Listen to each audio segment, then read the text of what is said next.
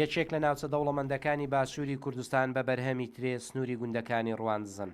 لێرە لە دێرزەمانەوە لە ڕێگەی جوودکردن بە گاجوود بناری چیا و قەتپاڵەکان بەداری مێودا چێنراون.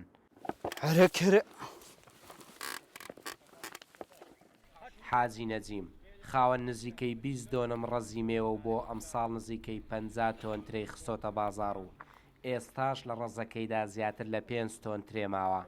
بەڵام هاتنی بەرهەمی بیانی و نەبوونی کارگا ئەو بەرهەمەی کە بەدار مێوەکانیەوە ماوە سوودی لێوەرناژیرێت.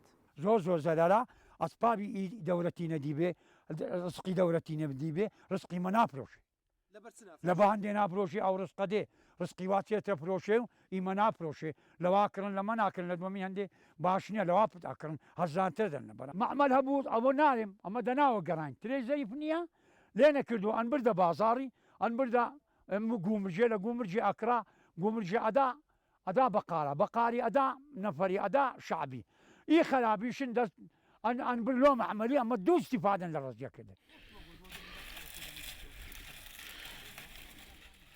پێشتر لەو سنوورە کارگە هەبووە هەر بۆیەشە جووتیاران ڕووبەرێکی زۆری زەویان بەداری مێودا چاندووە. ئێستا کە ترێ هەیە کارگە نەماوە و ئەو هێشوە ترەیانەی شیاوی ژیراوەی شەربەتن لەو وەرزەی ساڵ لە بری سوود لێوەرگرتنیان فڕێ دەدرێن.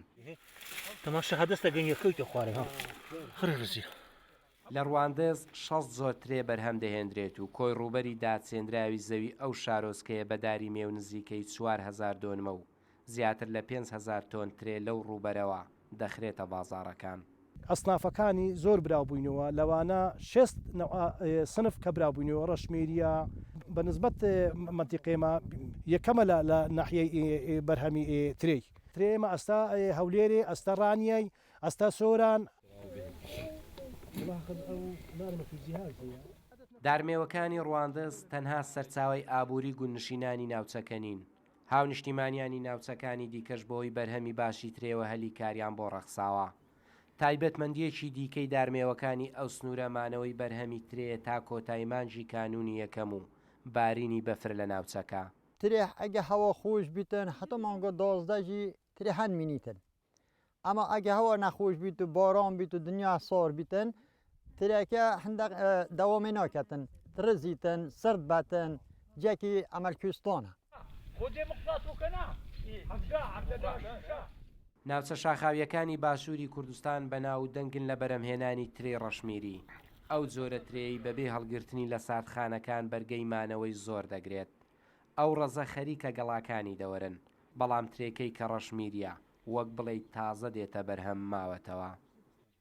بەشی زۆری ڕەزەکانی ترێی باشووری کوردستان لە ناوچە شاخاویە سەختەکان هەڵکەوتون. بۆیە بەرهەمەکەشیان لە کاتی پێگەیشتندا ئەسنە سەختترین شێبڕچێ لەگەڵ بەرهەمی بیانی چونکە ئێستا لە بازاڕەکاندا بەرهەمێکی زۆری ترێی بیانی هەیە. بەرهەمی خۆماڵیش بەجێ دەهێشترێت. بەختیار قادر ڕوودا و ڕواندز.